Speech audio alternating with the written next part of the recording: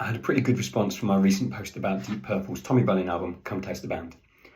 I must admit I was expecting more of an emotional response from some of the Blackmore fans, but comments were pretty positive across the board, and that's great. We can support each other in the guitar community, so. It did open up some discussions about other popular Deep Purple albums though, and some of the bands which came out of the ashes of Deep Purple, so I'll do separate posts about Whitesnake, Rainbow, Gillan, etc., as well as Tommy's solo stuff, which was great.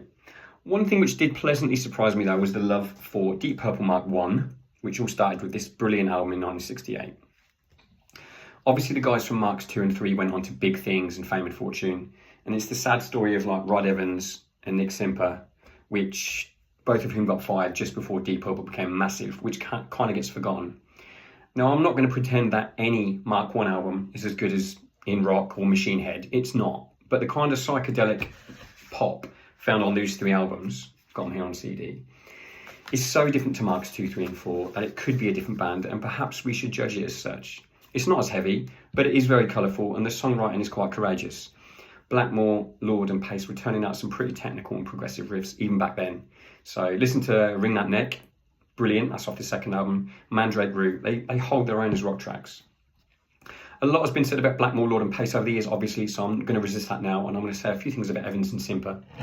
So Rod Evans was a fine singer, there's no doubt about it, and although it's difficult to imagine his softer voice over something like Child in Time or Burn, when it works, it works. So the cover of Help off this album features a really sensitive vocal, so I'd recommend checking that out.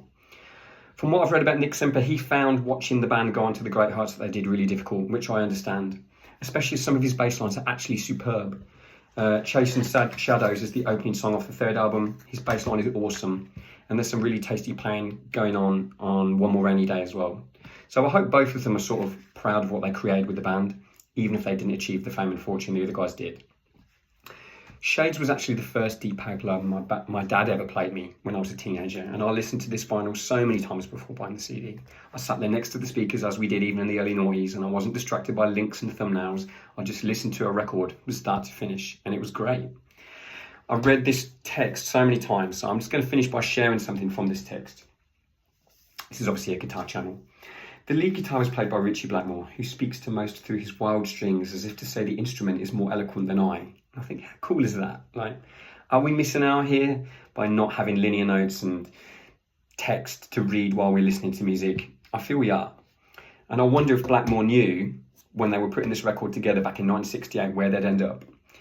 So Mark 1, let us know what you think. How does it stand up?